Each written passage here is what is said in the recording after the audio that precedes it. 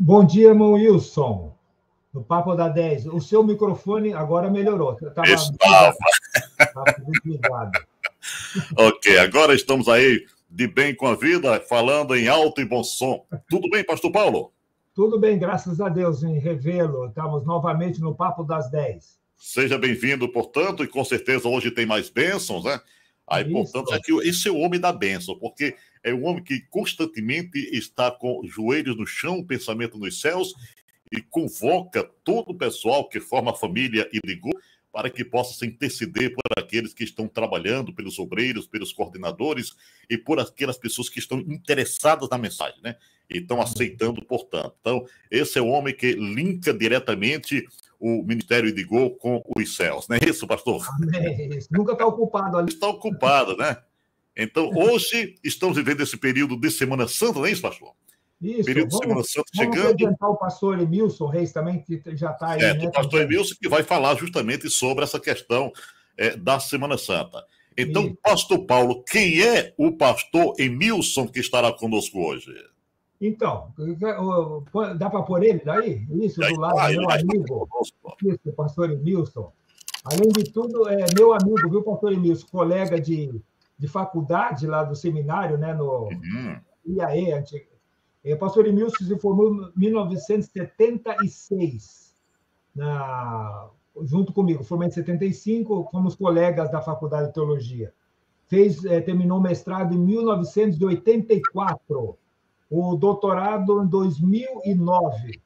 Foi diretor, professor da Faculdade de Teologia por vários anos, até se aposentar. Foi diretor da Faculdade de Teologia, pastor da igreja do NASP Engenheiro Coelho. E, como eu falei, todos esses títulos têm a sua relevância. Escreveu vários livros, tem alunos em toda parte, em todo o Brasil, ao redor do mundo. Mas, acima de tudo, ele foi meu colega de faculdade, meu amigo e agora também é meu companheiro no conselho do Idigô. Estamos juntos, moramos aqui no mesmo condomínio e, se Deus quiser, nós três, com nossas famílias, vamos estar juntos lá no céu. Não é, pastor Emilson e irmão Wilson? Amém. Amém. Amém. Bom dia, pastor Emilson. Seja bem-vindo, portanto, ao nosso Papo das 10. E hoje, com certeza, teremos um bom papo para a honra e para a glória do Senhor Jesus. Então, bom dia aí ao Paulo, oficialmente, ao Wilson também, a todos que nos ouvem. É para mim uma alegria poder participar desse evento juntamente com vocês. Amém. Ok, e hoje eu gostaria de abordar com os senhores, né, justamente o período que nós estamos vivendo, né, desde o último domingo, onde a maioria dos cristãos comemoram a Semana Santa, que estará culminando, portanto, não amanhã, né, com a sexta-feira, que é o dia do sacrifício, mas que culmina com o grande evento da Páscoa no próximo domingo. O que representa, os senhores pastores, esse período de Semana Santa e principalmente para a Igreja Adventista? Wilson, eu gostaria de apresentar que a Igreja Adventista tem sempre aproveitado essa ocasião da Semana da Páscoa, da Paixão de Cristo, principalmente aqui no Brasil, que é um país mais católico. Surgiu em 1970, aproveitando essa data. Quem aproveitou isso foi o pastor Daniel Belvedere, na Argentina, 1970. Naquela época, tiveram 147 pontos de pregação. Então, ao início, e de lá para cá foi aumentando, incorporado, não só as igrejas, agora a pandemia, tem os pequenos grupos, alguns começam nas casas, na igreja, depois vai nas casas. E nós vamos ver depois do decorrer aqui, no intervalo, mostrando quanto todos do grupo, os obreiros, missionários do Idigô, estão envolvidos de uma maneira ou de outra na pregação, aproveitando essa data para pregar e anunciar do amor do nosso Senhor Jesus Cristo. Amém, então, que Deus seja louvado. Pastor Emilson, eu gostaria que o senhor, na verdade, agora trouxesse as suas considerações aos nossos amigos ouvintes e também me falasse um pouco desse período de Semana Santa. Como o senhor vê justamente esse período e como a Igreja Adventista vive esse período. Bom, isso, vamos fazer uma oração primeiro, né, para a gente pedir as bênçãos logo? Ok, vamos lá. O homem de oração não pode começar um programa sem orar, né? Isso. Aí depois, no final, o pastor Emilson nos abençoe finalmente, né, pastor Emilson? Eu faço a primeira oração, então vamos orar. Bondoso Pai está nos céus, agradecemos o privilégio, mais uma vez, de estarmos como o Wilson aqui em Fortaleza, junto, no Papo das 10, para orarmos, vermos o teu amor, o teu sacrifício por cada um de nós. Venha nos usar, abençoa que o irmão Wilson possa continuar transmitindo essa mensagem de fé, de esperança. Venha usar o pastor Emilson também, a sua família, ao transmitir essa mensagem nessa manhã. Abençoa, em especial, iremos orar especificamente por cada ponto de pregação em todo o Brasil, no mundo, que estão divulgando, falando, testemunhando do teu grande amor por cada um de nós. Venha estar presente nessa live, em nome do Senhor Jesus. Amém. Amém. Ok, antes do pastor Emilson falar diretamente sobre o assunto que nós já estávamos introduzindo, eu gostaria de saber o seguinte. O pastor Paulo falou que o senhor hoje já está aposentado, né, como nós dizemos, jubilado. Sim. Então, geralmente o pastor adventista, ele não pendura a gravata, né? Ele apenas para de ser um pastor oficial e continua em suas atividades, em outras atividades. Então, eu pergunto para o pastor Emilson, o que faz hoje, pastor? Tem alguma atividade que está desenvolvendo após a sua aposentadoria? Sim, eu moro aqui bem pertinho do NASP Engenheiro Coelho e na frente do Cevisa, que é uma clínica nossa aqui, no condomínio. E eu tenho bastante atividade. Inclusive, o mês passado, agora, em março, eu trabalhei talvez mais do que se estivesse na ativa, muitos compromissos. Eu tenho muito convite, mas eu basicamente tenho feito assim, um plano que eu fiz comigo mesmo e eu vou combinando com os outros também. Quando é convite para ir para alguma igreja, eu basicamente não aceito. Mas quando é convite para uma associação, para eu falar no conselho de pastores ou de anciãos, daí eu participo. Então, eu tenho bastante convite, eu também escrevo bastante também, e aí eu tenho bastante atividade, apesar de aposentado aqui. Isso é bom. Inclusive, eu estava acompanhando aqui algumas das suas obras, porque o senhor é escritor também, né? É escritor também, e tem aí, portanto, alguns livros. Dentre eles, deixa eu ver se eu encontro aqui o que nós estávamos procurando aqui, o livro Como Preparar Sermões, é isso? Então, preparar e apresentar sermões. Deixa eu ver se eu encontro aqui onde a gente colocou esse material. Eu vou procurar, daqui a pouco a gente coloca aqui, porque encontrei agora aqui na internet, fui procurar quem era o pastor Emilson, encontrei aqui pelo menos 3 ou 4 literaturas de sua autoria, e eu achei muito importante a gente falar um pouquinho sobre elas, né? Que é justamente uma sobre como preparar e apresentar sermões, e também a introdução à Bíblia, né? A introdução à Bíblia também é de sua autoria, e a gente vai falar um pouquinho mais sobre aquela questão de como liderar, né? Sim. Questão de como ser um bom líder, inclusive aquele como liderar surdos também é seu? Não, liderar surdos não. Não, né? Aqui tem o seu nome embaixo, eu fiquei na dúvida que tinha outro nome também nessa literatura. Mas vai apresentar daqui a pouco, mas eu gostaria de saber o seguinte, quantos livros o senhor tem publicados até hoje? Nesse momento eu tenho 7. 7 livros. 4 pela CPB, e 2 pela Unaspress, que é a editora do UNASP, tem um que eu fiz uma gráfica particular. Hoje, no dia de hoje, deve estar votando mais um pela Unaspress, que eu escrevi também há um tempo atrás, e o ano que vem a meditação diária vai ser minha, da CPB. Olha só que bênção. Qual será o tema da próxima lição, da meditação diária? A CPB tem uma comissão só para títulos. Qualquer obra que eles publicam, o autor pode até sugerir, mas a comissão é que define. O senhor sugere, que define. O título que eu sugeri foi Deus é por nós. Deus é por nós. Então será uma boa meditação, porque será, portanto, que nos trará vitória, que se ele é por nós, quem será contra nós, hein, meu pé? Ok, então, a gente vai falar um pouquinho mais sobre esses livros, e nós vamos ter a honra de, no próximo ano, estar aí com a meditação diária com o pastor Emilson. Vai ser bênção pura, né? Pastor Emilson, agora me fale um pouco sobre a questão da Semana Santa. Na sua concepção, o que representa a Semana Santa para o cristianismo e, de forma muito especial, para a Igreja Adventista do Sétimo Dia? Como o pastor Paulo aí já mencionou, a Semana Santa ela é uma semana muito especial, especialmente para os católicos. Eles enfatizam muito essa semana, cada um dos dias, o que foi feito, lembrando aquela semana, há 2000 anos, que foi a última semana de vida de Jesus nessa terra.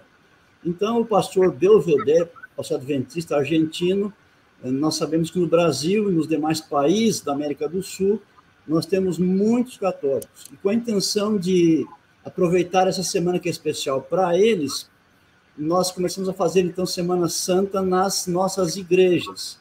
E isso perdura até hoje. A intenção é missionária.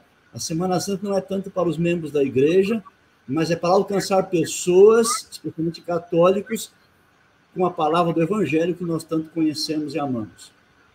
Ok. Há quanto tempo, na verdade, a Igreja Adventista faz, portanto, esse evento? 50 anos, mais ou menos, né? 50 anos. Meio século, portanto. Então, muitas almas já se renderam aos pés do Senhor Jesus através desse ministério. Inclusive, eu gostaria de registrar aqui, nós estamos lá na Igreja do Cristo Redentor, realizando a Semana do Calvário, e a cada noite nós estamos quebrando um recorde. Então, na primeira noite, no domingo, quebramos um recorde de público, na segunda, novamente, e assim, graças a Deus, e hoje esperamos aí superar. Está com uma semana, pastor, ou melhor, 4 dias hoje, que a igreja não senta, pastor. A igreja não senta. Quem está sentando são os nossos amigos que estão ali para receber a mensagem de salvação, mensagem de esperança. Tem sido, portanto, uma bênção. Né? Tem sido, portanto, uma bênção.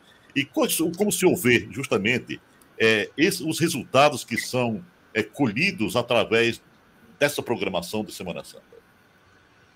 Essa semana é uma oportunidade para os irmãos da igreja levarem seus amigos até a igreja, ao ponto de pregação, onde está acontecendo, né? E nós sabemos que todos os anos milhares de pessoas, por essa maneira, conhecem a mensagem adventista e, com o tempo, recebem estudos bíblicos, são batizadas também. Ok. E, geralmente, nessa Semana Santa, o que é que se apresenta? Vai de forma minuciosa, como faz, portanto, a Igreja Católica, porque a Igreja Católica começa com o Domingo de Ramos, é uma cerimônia, e ali, quando chega na quinta-feira, tem outra cerimônia especial, na sexta-feira, no sábado, e culmina com a programação do domingo. Como é que é desenvolvida dentro da Igreja Adventista? Geralmente, a igreja, a partir da divisão, escolhe um tema geral, principal, relacionado com a semana, e aí prepara materiais e transmite para os pastores, para os membros, para as igrejas, e esse material ele é reproduzido nos vários pontos de pregação e nas igrejas também, né? Mas sempre voltado para o assunto da última semana de vida de Jesus nessa terra. Especialmente enfatiza a morte de Jesus, a sua ressurreição, e aponta também para o seu segundo advento. Certo, então. Então, para o ano de 2022, o que foi escolhido pela divisão sul-americana? O Paulo pode me ajudar?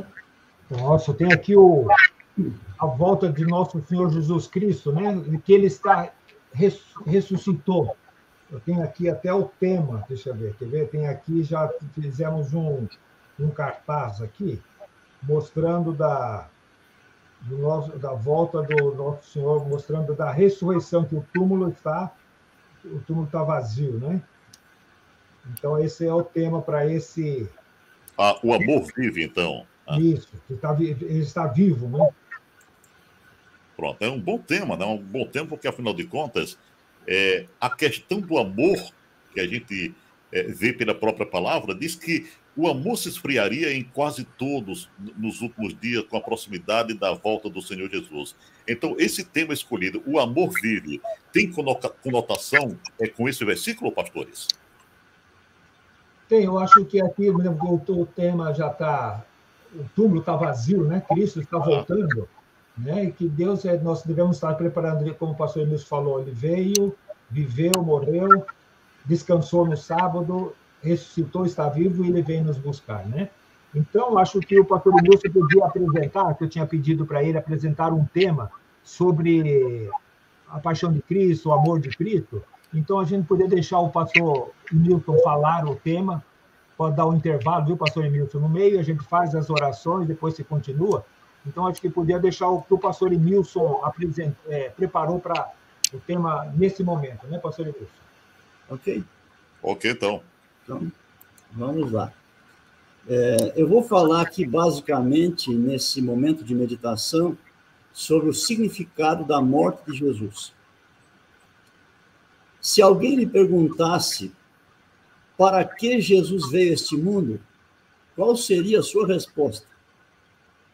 De acordo com a Bíblia, com os evangelhos também, várias respostas são possíveis. Eu examinei e quero mencionar algumas delas. A primeira, Jesus veio a este mundo para revelar o Pai. Isso está em João, capítulo 1, verso 18. E se você conhece a Bíblia, deve lembrar que certa vez Jesus disse assim para Filipe: quem me vê a mim, vê o Pai. Então, primeiramente, Cristo veio a este mundo para revelar aos homens quem é de fato Deus o Pai, porque havia muita má compreensão, inclusive no próprio povo de Deus, que eram judeus, a respeito de nosso Criador. Em segundo lugar, Jesus veio a este mundo para dar testemunho da verdade. Isso está em João 18, versículo 37. Ele veio a este mundo para chamar os homens ao arrependimento. Ele disse isso algumas vezes, e uma delas está em Mateus, no capítulo 4, verso 17. Jesus também veio a esta terra para dar-nos o exemplo de uma vida piedosa, submissa à vontade de Deus. Nunca viveu um homem antes ou depois dele que fosse completamente impoluto, sem pecado. Todos tiveram fraquezas e falhas, mas Jesus veio para nos dar o exemplo de uma vida perfeita de obediência, então, a Deus. Ele veio também para destruir o poder de Satanás. Em Hebreus 2, verso 14. Jamais um ser humano havia escapado completamente ao poder do diabo, mas Jesus conseguiu isso em sua vida aqui nessa terra. Ele veio também para buscar e salvar o perdido. Isso é dito e repetido lá em Lucas, quando fala a respeito da salvação de Deus, por exemplo, Lucas 19, verso 10, e também João 13, 17. Jesus veio a esse mundo também para destruir a morte e trazer a vida, aquela vida abundante da qual ele falou, e também para ressuscitar pessoas. Jesus veio a este mundo para morrer em nosso favor e em nosso lugar. Eu diria que essa é a mais importante missão de Cristo nesse mundo para nós, seres humanos. Ele veio a esse mundo tornar-se um de nós, a palavra da Bíblia é, ele encarnou, né? E ele veio para tomar o nosso lugar e receber o castigo que nós merecíamos. Então, esse é o valor especial da vinda dele a este mundo. Isto aparece nos evangelhos e vários textos também da palavra de Deus. É interessante que a morte de Cristo é a ênfase dos evangelhos. Quando alguém escreve uma biografia de um artista, de um político, de um benfeitor da humanidade, de qualquer pessoa, enfim, se concentra muito mais na vida do biografado do que na sua morte. Mas com Cristo foi diferente. Sua morte não foi um final natural na história da sua vida. A sua morte foi o centro de seu ministério e de sua vida também. Tudo que é contado nos evangelhos ficava em função da sua morte.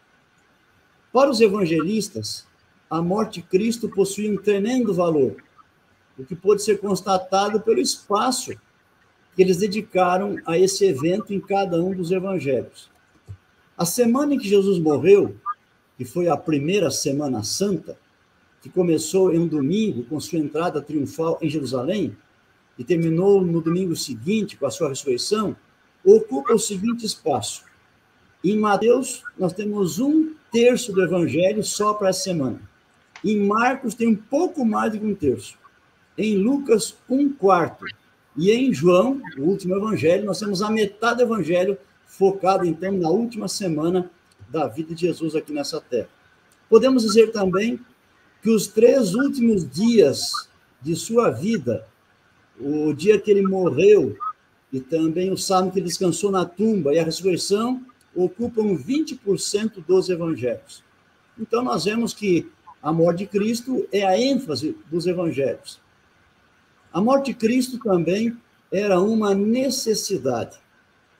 Jesus sabia que, ao final de sua missão, deveria morrer e falou a respeito disso em seus ensinos, especialmente nos últimos meses, antes de chegar a hora de ele ser crucificado. Na conversa que ele teve com Nicodemos, uns 3 anos antes da sua morte, no início do seu ministério, ele fez uso de uma figura para indicar a sua morte.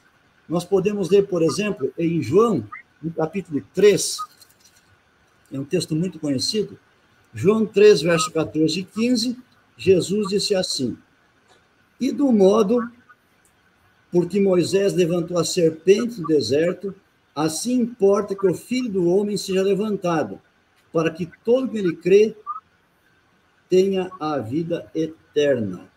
Então, observe aqui, isso foi dito a Nicodemos 3 anos antes da morte de Cristo. Mas nessas palavras está embutido já que ele daria a sua vida em nosso benefício. Mais tarde, Jesus falou aos discípulos sobre o sofrimento e a morte que o aguardavam e procurou prepará-los para isso. Por exemplo, em Mateus 16, verso 21, ele declara que era necessário ser morto. Porque se Jesus não morresse, não haveria salvação. Como diz um verso da Bíblia, em Hebreus 9, 22, sem derramamento de sangue não há remissão, não há perdão de pecados. A morte de Jesus era tão imprescindível para que se cumprisse o plano de salvação que Moisés e Elias, lá no Monte da Transfiguração, vieram para animá-lo a continuar seu ministério e cumprir a única etapa que faltava, que era a sua morte. Isso pode ser visto em Lucas, no capítulo 9, versos 30 e 31. É interessante também que a morte de Cristo já foi prefigurada, muito tempo antes. O próprio Apocalipse, quando fala a respeito de Jesus, se refere a ele como Cordeiro morto desde a fundação do mundo. Vocês têm Apocalipse 13, 8.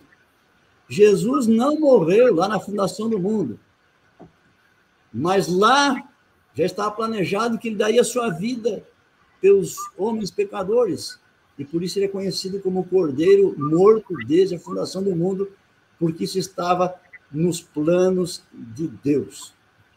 Na verdade, desde o Jardim do Éden, cada sacrifício realizado, cada cordeiro, cada ovelhinha, cada cabrito, cada novilho oferecido em sacrifício, anunciava que um dia Jesus, o Salvador, também daria a sua vida por nós. A morte de Cristo, ela também nos abençoa hoje em nossa vida. Ela é a boa notícia de que nós não precisamos ser castigados, nem morrer eternamente devido aos nossos pecados, porque Jesus já foi castigado e sofreu e morreu em nosso lugar e em nosso favor. E aí vem uma doutrina bíblica muito forte, que também é a doutrina nossa, dos Adventistas do Sétimo Dia, de que a morte de Cristo, ela foi em nosso lugar. Ela foi uma morte vicária, substitutiva. Eu e você, por nossos pecados, é que deveríamos morrer. Mas Jesus assumiu o nosso lugar e morreu em nosso favor. Então, todo o castigo que nós merecíamos, ele já recebeu em nosso lugar.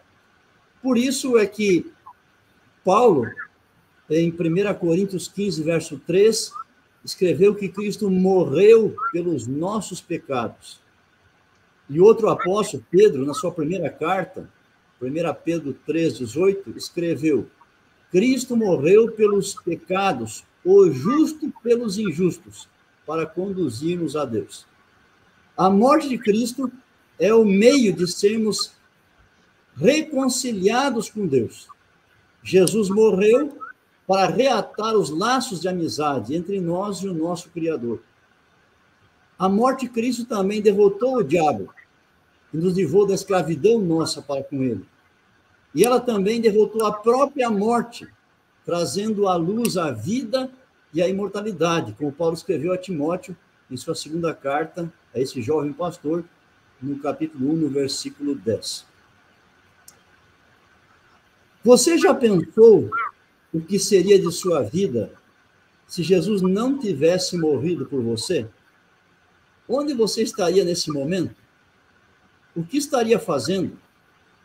Que esperança e sonhos você teria quanto ao futuro? Não é de admirar que, ao meditar no significado da morte de Jesus, o apóstolo Paulo tem exclamado assim, lá em Gálatas 6,14: longe de mim gloriar-me senão na cruz de nosso Senhor Jesus Cristo. Porque para Paulo a cruz era tudo. Era ali que Cristo havia comprado a sua salvação. Assim, ao encerrar esse breve estudo bíblico, gostaria de dizer para você que, apesar da tremenda importância da morte de Jesus, ela só terá significado eterno para você se você aceitar Jesus como seu Salvador pessoal. Há muitos anos, eu conheci uma publicação e ali havia uma história que chamou muito a minha atenção. Um pastor evangélico fez amizade com uma senhora na sua cidade, uma senhora não cristã, e estava dando estudos bíblicos para ela. Toda semana ele ia até a sua casa e ali, então, estudava a Bíblia com essa mulher. E o pastor, com o passar do tempo, foi fazendo apelos para que ela aceitasse a Jesus como seu salvador pessoal. Mas ela nunca aceitava, sempre ela tinha desculpa. Assim, um certo dia em que o pastor estudou a Bíblia com ela mais uma vez e apelou para que entregasse a vida a Cristo, ela disse assim, eu vou pensar no assunto. Um outro dia, quando novamente estudaram a Bíblia juntos, oraram, o pastor fez um novo apelo, ela disse, eu não mereço uma salvação como essa. Numa outra ocasião, ela disse, eu vou me esforçar por merecer a salvação que o senhor apresenta.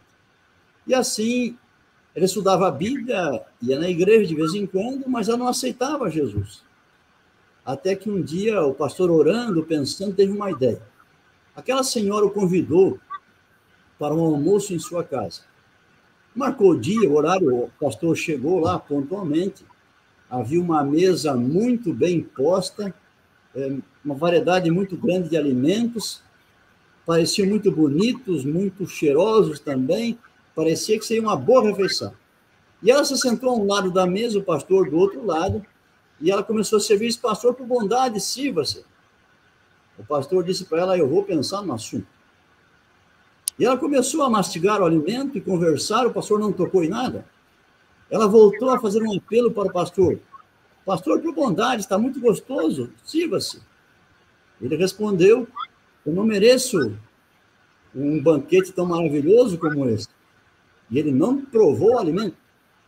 E ela continuou a se alimentar e continuou a conversar, e de repente fez um outro apelo para o pastor. E o pastor disse, eu vou me esforçar por merecer esse banquete aqui. E não tocou em nada. E aí o clima foi ficando meio tenso, porque ela havia trabalhado muito para preparar aquele alimento. E o pastor então lhe disse, irmã, olha, o que eu estou fazendo com a senhora está errado, não se faz com ninguém. Mas eu quero que a senhora perceba o que a senhora está fazendo com Jesus. Veja, o nosso Deus preparou para a senhora o banquete evangélico. Ele entregou o seu filho em lugar seu. Ele veio, viveu uma vida perfeita de mais de 30 anos nesse mundo, sem nunca pecar. Ele morreu numa cruz, ressuscitou para a senhora, e a senhora sempre está cheia de desculpas. E naquela tarde, aquela senhora então entendeu, e ela reconheceu que estava em falha, e aceitou a Jesus como seu Salvador pessoal. O convite que nós fazemos nesse momento é para que você também aceite a Jesus, se você ainda não aceitou. E assim você será restaurado e tudo o que ele fez será uma eterna bênção em sua vida.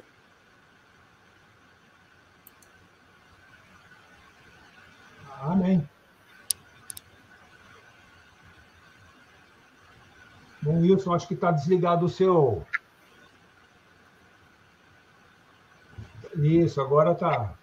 Pronto, beleza. Melhorou. Então, essa experiência, pastor, foi tremenda, né? Porque, na verdade, ela preparou tudo com tanto carinho e o pastor, propositalmente, eu não quero, eu não aceito, não estou preparado.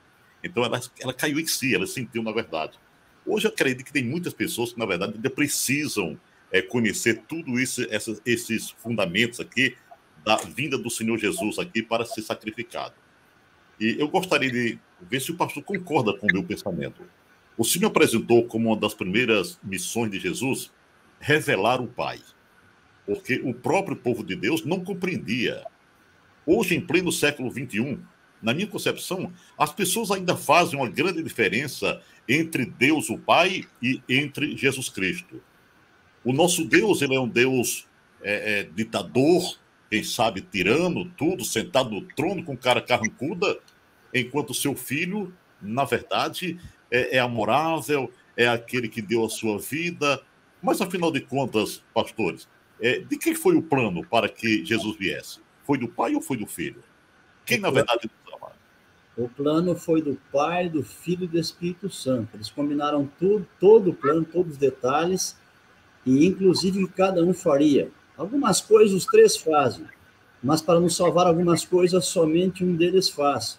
Por exemplo, dos três, somente Jesus tornou-se ser humano.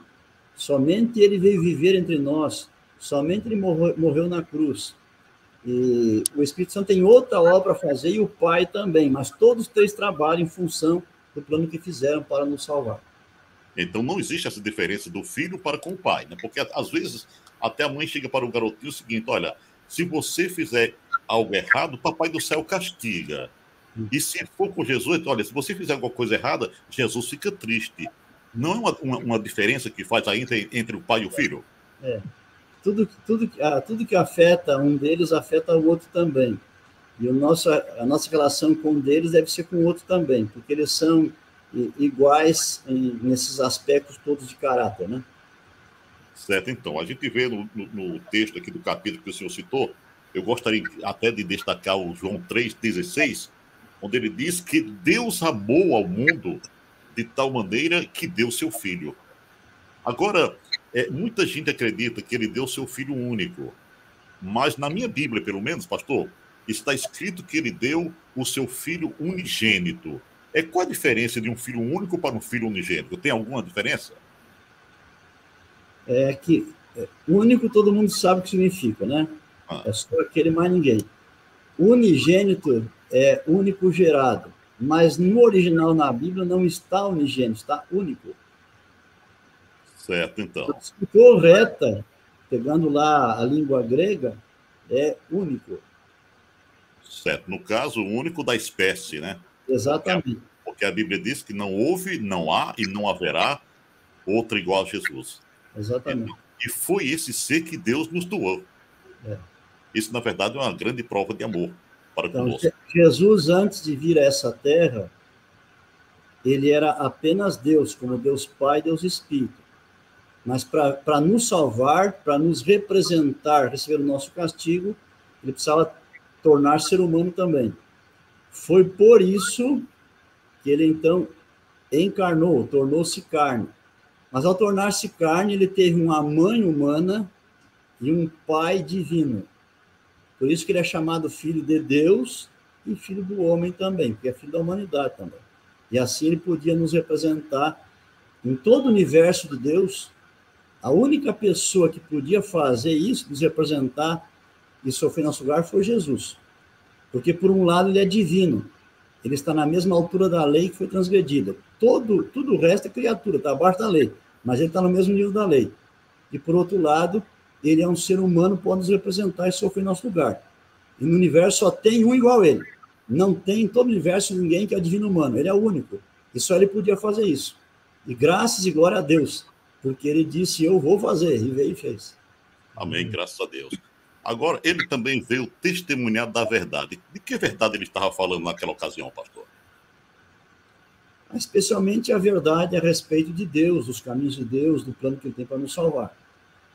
Certo, essa missão ela foi cumprida? Ou será que ainda hoje tem pessoas que não compreendem o que seja a verdade? Certamente que tem, né?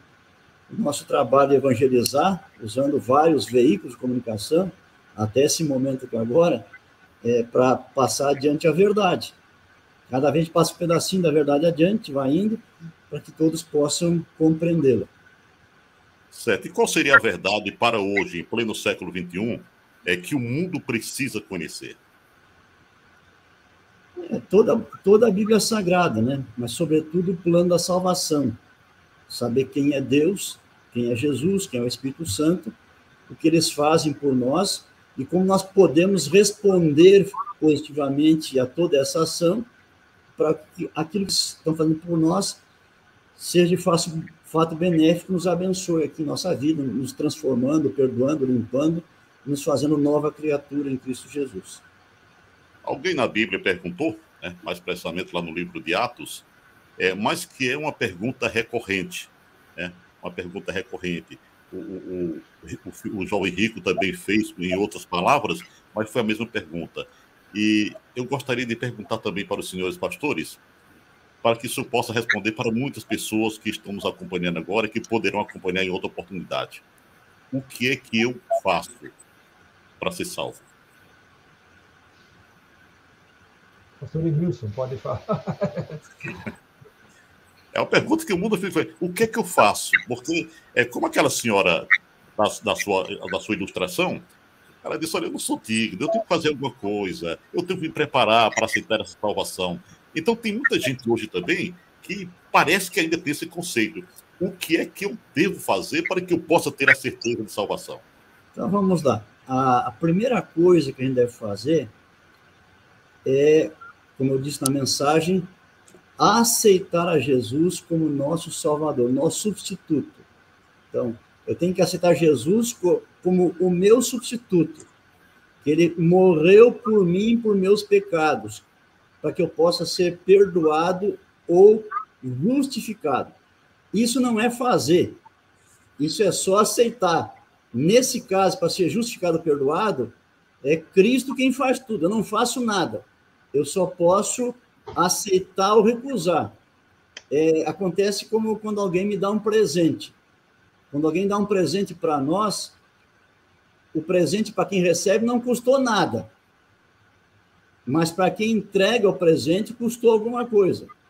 E o presente mais caro que há em todo o universo é a minha salvação e a sua salvação. E o preço foi pago totalmente por Jesus. Pedro escreveu na sua carta lá, que não foi com prata ou ouro, né? Mas foi com o precioso sangue de Jesus. Nós fomos comprados por preço. Então, na primeira etapa da salvação, digamos assim, em que a pessoa é justificada, é perdoada, ele não faz, ele só aceita ou recusa. Se ele aceitar, aí então ele é perdoado, justificado.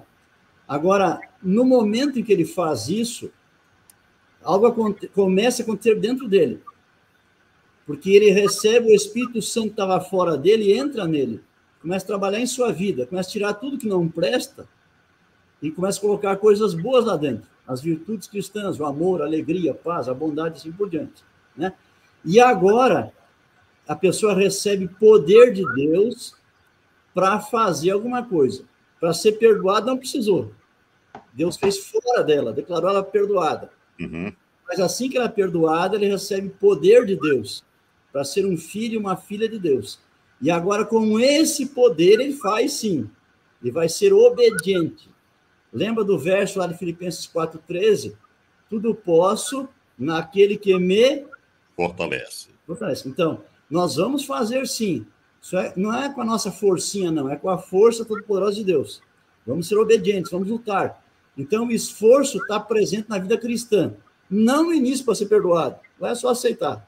Mas depois, para ser transformado dia a dia, o que a gente chama de santificação, aí é uma participação nossa. Primeiro, na justificação, no perdão, Deus faz fora de nós. Mas na santificação, que é essa vida com Deus, Deus faz em nós, com a nossa participação. Só que a força não é nossa, é de Deus. Mas nós participamos, desejando o poder, deixando Ele nos usar também, nos empenhando a fazer o que Ele planejou para a nossa vida. Então, aí é onde a gente deve compreender a questão da graça, porque muitas pessoas dizem o seguinte: não, mas hoje vivemos pela graça, ele pagou pelo meu pecado. Então, se ele pagou pelo meu pecado, eu não preciso mais obedecer. Eu não preciso mais obedecer. Eu até faço um desafio aí, que é o seguinte: nós que somos cristãos, nós sabemos que o apóstolo Paulo foi o homem na Bíblia que mais falou da graça de Deus. dezenas de vezes nas suas cartas, ele fala sobre a graça de Deus. Mas as pessoas esquecem que o mesmo apóstolo Paulo que mais falou do esforço do cristão, ele falou muito do esforço que ele fazia, ele como pessoa fazia, apesar de ser apóstolo, ele fazia esforço, ele dizia, eu me esforço, várias vezes. E ele diz para nos esforçarmos também, porque não para ser perdoado, como eu falei, mas nessa caminhada com Deus, com a força que Deus dá, nós esforçamos e vencemos. Assim foi com ele, e assim é com cada cristão também. Que afinal de contas não é fácil, né? Então a gente, como o próprio pastor falou, uma das experiências de Paulo, ele se considera o pior dos pecadores e chegou até a se expressar consigo mesmo, miserável homem que sou, quem me livrará do corpo dessa morte? Porque o que eu quero fazer eu não faço, e aquilo que eu não quero, isso eu faço. O que representa essa luta, ô pastor? Essa é a luta de todos nós, porque quando Deus fez o homem, o Adão 0 quilômetro, vamos chamar assim, ele é completamente perfeito, puro e santo. Não havia dentro dele nenhum vestígio do mal, nada. Ele só podia ser tentado de fora para dentro. Foi o que Satanás fez usando a serpente. Mas quando o homem cometeu aquele único primeiro pecadinho, como o pessoal chama, a natureza dele foi transformada. Ele passou a ter natureza humana, que já era mais pecadora ou pecaminosa. Aquele pecado entrou no primeiro homem como se fosse um vírus. E esse vírus é passado para filho, para neto, para bisneto, chega em mim e em você, chega em todos nós. Quando qualquer criancinha nasce no mundo, ela já nasce com esse vírus do pecado dela. E esse vírus puxa a pessoa para baixo, para fazer aquilo que é errado. Então, veja, por isso, mesmo quando nós nos convertemos, esse vírus não é tirado de nós. Na conversão recebemos um antivírus. Um antivírus. Deus coloca seu Espírito e sua palavra em nós. O antivírus não acaba com o vírus, mas ele controla, mantém sob controle. Agora, na segunda vinda de Jesus, na glorificação, ali vai ser tirado o vírus do pecado. Mas até lá, o vírus está dentro de nós, puxando para baixo, para o lado errado. E aí essa luta entre a carne, a natureza pecaminosa nossa, e o Espírito, né? E nós temos que escolher fazer a vontade da carne, desse vírus, ou fazer a vontade do Espírito Santo, que também habita em nós, que já cremos em Cristo. Então não tem aquela de dizer o seguinte, ele me salvou, agora eu vivo à la vontade. Tem que haver, portanto, submissão. Mas as pessoas dizem, mas o pecado tão pequeno se faz necessário? Então, quer dizer, eu volto lá para o Éden, né? Eu volto lá para o Jardim do Éden. Pastor, o que era que aquele fruto tinha de mais que a bendita da Eva não poderia tocar, não poderia comer do mesmo? Então, comeu, causou toda essa tragédia. Por quê? O que tinha de especial naquele fruto? O fruto não tinha nada de especial. O que tinha de especial é que eles tinham que obedecer e não comer daquele fruto. O pecado não foi comer o fruto. Foi o que representava comer o fruto. Então, por exemplo, comer do fruto, por parte de Adão e Eva, representou 3 coisas. E essas 3 coisas foram o pecado.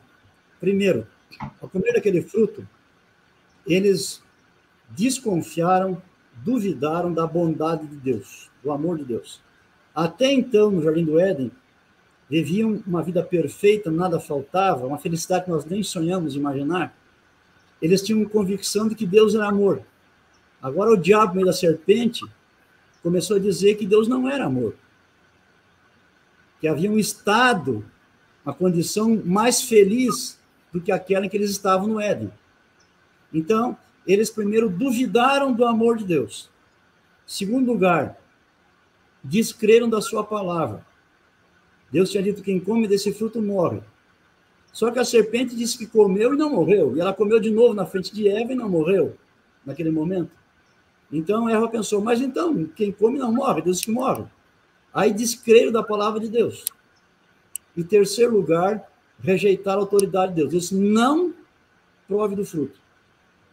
Pois ela foi lá e provou, e depois Adão provou. Então, o primeiro pecado foi, repetindo, desconfiar do amor de Deus, descrer da sua palavra e rejeitar a sua autoridade. Comer do fruto representava tudo isso aí. Este foi o primeiro pecado da humanidade. Certo, então. Um outro objetivo da vinda de Cristo foi justamente buscar e salvar o perdido. E a gente costuma dizer o seguinte, que o mundo está perdido. Mas o mundo não será salvo. Muitas pessoas se consideram perdidas e não serão salvas. Então, o que significa, na verdade, essa expressão de que Jesus veio para buscar e salvar o perdido? Que perdido é isso, pastor? Esses perdidos são todas as pessoas do planeta, sem exceção. Ele deu sua vida por todos nós, movido por amor. Mas tem que haver uma resposta positiva de cada pessoa. Quem não aceita esse amor, essa salvação, esse sacrifício, não vai ser beneficiado por ele. Então, é para todo mundo.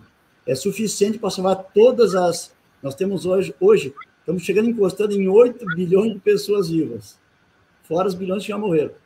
O que ele fez na cruz é suficiente para salvar todos, mas só serão salvos aqueles que aceitarem a Jesus como seu substituto e salvador.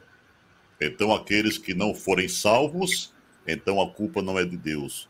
A culpa é porque foi um amor não correspondido. Exato. Então, por essa razão, nós estamos enfatizando justamente nesse período de Semana Santa que o amor ainda vive, né?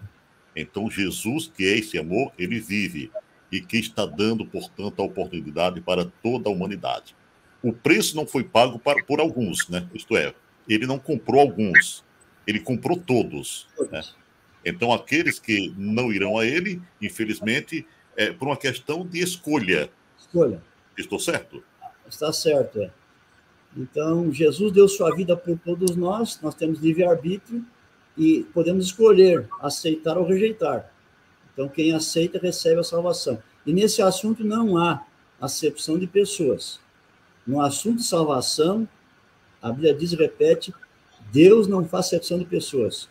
Pode ser o bonito, o feio, o rico, o pobre, o gordo, o magro, o jovem, o idoso, o doutor, o analfabeto, nada distingue, porque Deus amou a todos igualmente para salvar todos e se empenhou por todos. Então, nessa vida nós temos muitas distinções entre nós mesmos, né? Diferenças entre uma pessoa e outra. Mas quanto à salvação, todos podem ser salvos. Ok. Então, qual seria, portanto, pastor, para a gente concluir o programa de hoje, qual seria a mensagem tônica da cruz? Quando a gente olha para a cruz, quando nós meditamos no sacrifício do Calvário, qual é a principal mensagem que nós devemos levar ao mundo hoje, em pleno século XXI, onde o mundo está se dividindo em muitos deles aí para dois extremos? Um que é justamente o politeísmo ou então o ateísmo. E a gente precisa de algo, um fundamento. Então, qual seria a mensagem tônica da cruz para quem quer vida e quer vida em abundância? A cruz revela quem Deus é. Ela revela algumas coisas sobre Deus. Por exemplo, ela revela a justiça de Deus. Quando alguém me ofende, eu posso perdoar no sentido de assim, deixa para lá. Passou, tal, continuamos amigos aí. Mas Deus não pode fazer isso quando pecamos contra ele. Porque Deus, ele é o governante moral do universo, ele tem que fazer justiça, ele está acima de todos, criou a todos, ele tem que manter o universo justo. Então, Deus não pode deixar para lá. Ele não pode fazer por causa da própria lei que reflete quem ele é. Ele teve que encontrar uma maneira de, ao mesmo tempo, ser justo, cumprir a lei que exigia a morte do pecador, mas também encontrar um meio de escape. Então, a cruz revela a sabedoria de Deus, que ele conseguiu fazer isso, mediante a vinda de Jesus. Ele disse assim, eu permito que haja um substituto. A morte continua, sabe, do pecado, mas tem que haver um substituto. Daí dizemos assim, puxa, que legal, alguém pode morrer no meu lugar? Daí Deus diz assim, você gostou? Eu tenho a segunda boa notícia. Deixa que eu consiga um substituto para você. Puxa, é verdade, né? Como é que eu ia achar alguém para ser meu substituto? Deus disse, você gostou? Eu tenho a terceira boa nova para você. Eu vou aí eu vou me tornar um de vocês e eu vou ser o substituto. Isso que é misericórdia. Então, a cruz revela que Deus foi justo, manteve a lei, revela a misericórdia, porque ele fez tudo para salvar o pecador, e revela, sobretudo, o amor de Deus, né? Porque, olha, se eu fosse Deus, Criador do universo, e tivesse uma infinidade de mundos por aí, né? Planetas, constelações e galáxias e tal, é tanta coisa, e tivesse um planetinha lá, pequenininho, michuruca, chamado Terra, que pecou contra mim, o que eu ia fazer? Eu ia dar um sumiço naquele planeta, dar uma piscada aqui e esfarelava aquele planeta, sumia do mapa, e para garantir eu destruo a galáxia inteira, como quem tira o câncer de uma pessoa, para garantir tira o que está perto também, acabou. Eu faria assim. Mas Deus é amor. Deus é amor. O senhor não prestaria para ser Deus. O que Deus fez, né? O que Deus fez? Deus deixou todo o universo na mão do seu Pai e veio aqui, ser um de nós, ficar 33 anos sofrendo miséria, pobreza, rejeição e até morrer na cruz. É um amor que é inexplicável para nós. Nós vamos ter toda a eternidade para tentar entender esse amor, né? Então, a cruz revela, acima de tudo, o quanto Deus nos ama e se empenhou por nossa salvação. Ok. O senhor falou que ele deixou todos os outros mundos e veio para cá, né? Deixou aos cuidados do Pai. Teria alguma aplicação ou paralelismo com lá quando ele fala daquela parábola das 99 ovelhas que deixou, pediu e veio atrás de uma? Seria essa a explicação? Aquela parábola, ela é usada para falar do pecador aqui na Terra que se afasta de Deus, né? Mas ela, em segundo lugar, também pode ser representar os mundos criados por Deus, só um que se perdeu, e esse pastor celestial deixou, então, as outras 99 seguras e veio tentar buscar uma que se perdeu. Ok. Pastor, eu acho que eu tenho um plano melhor do que o seu. Eu não ia destruir a Terra se eu fosse Deus. Eu ia pegar o seguinte, já que a matéria-prima era tão barata, né? Era barro, eu faria outro. Eu faria outro Adão de barro novamente e daria vida. Mas a questão aí em jogo está justamente a justiça, né? Então, Deus, para se manter justo, manter fiel, manter a sua palavra, então teve que sacrificar o seu filho. Esse filho que veio aqui não fantasiado de homem, né? Ele veio verdadeiramente, como o senhor já bem falou, como filho do homem, porque nasceu da matéria humana, embora também gerado pelo Espírito Santo, por isso filho de Deus. Como será agora o Jesus da eternidade? Ele volta ao seu trono, sem nenhuma sequela de tudo que aconteceu aqui, sem nenhuma lembrança, ou algo ficará para a eternidade, pastor? Jesus já está no trono do céu, no trono da graça. Quando vier na sua segunda vinda, ele vai vir dando um trono de glória. Daí ele deixa aquele trono de graça para sempre, e para sempre vai ter trono de glória. Vem para nos buscar. Mas Jesus para sempre vai conservar a natureza humana, sempre. Jesus, quando Deus deu, você usou João 3,16, porque Deus amou muito da maneira que deu o seu filho, não deu só para ficar 33 anos com a gente aqui, ele deu para sempre. Jesus para sempre vai ser um terráqueo, um ser humano, e vai conservar no seu corpo as marcas que o pecado fez, as cicatrizes da cruz, por exemplo, né? Então, a lembrança eterna do seu amor, do seu empenho em nosso favor. Esse é amor demais, né? Eu acredito que para a gente compreender esse amor, a gente tem que estudar muito tempo, né? Muito tempo, para nós possamos, assim, ter um vislumbre do que é o amor de Deus por nós. Lamentavelmente, pastor, nós estamos chegando ao final do nosso bate-papo, no Papo das 10. Eu gostaria agora de dar a oportunidade, tanto ao senhor como também ao pastor Paulo Mastre, para que traga uma mensagem aos nossos ouvintes, aos nossos internautas, que hoje, vivendo esse período de Semana Santa, venham refletir mais profundamente no sacrifício do Calvário. Como disse alguém, que nós possamos meditar sempre na cena do Calvário, nas cenas do Calvário, para que nós possamos, assim, a cada dia estar mais próximo do Senhor Jesus.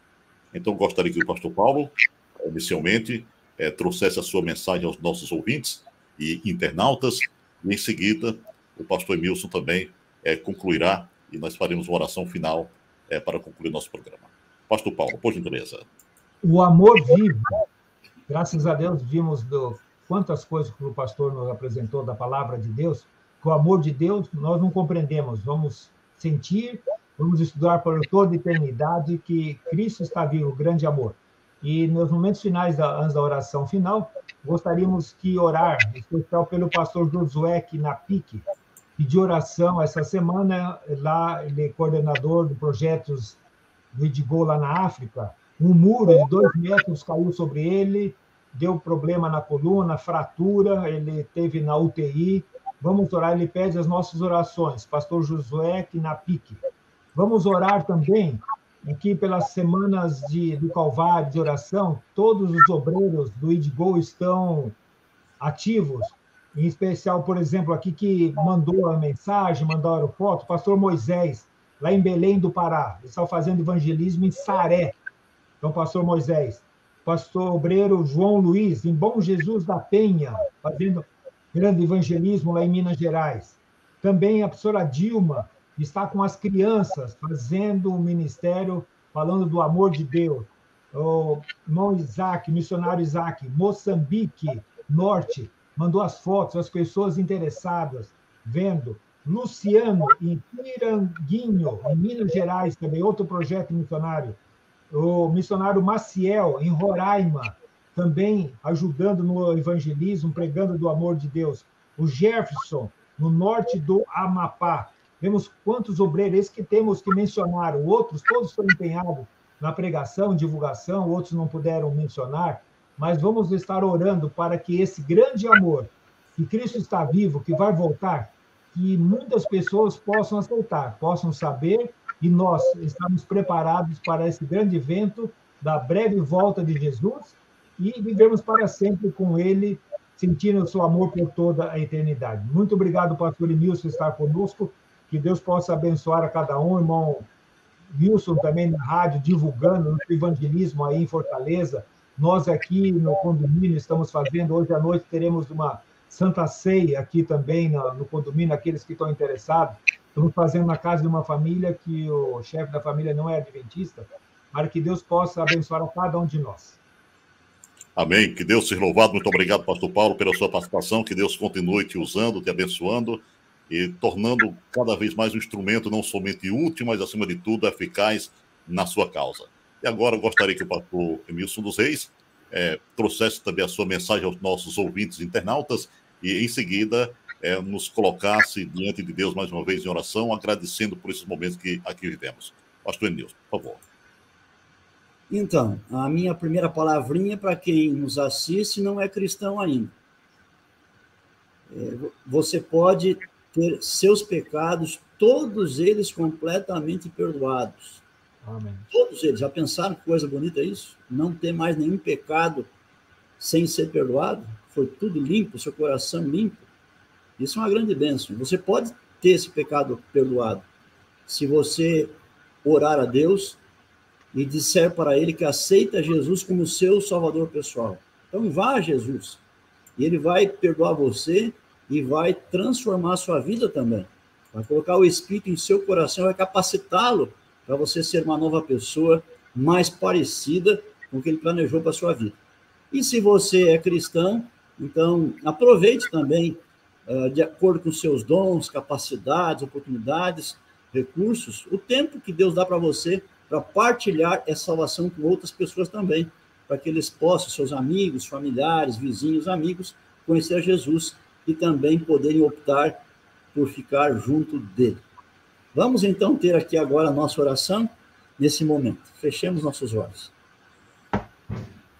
Nosso Pai amado, nosso muito obrigado por esse momento que tivemos de estudo da Tua Palavra.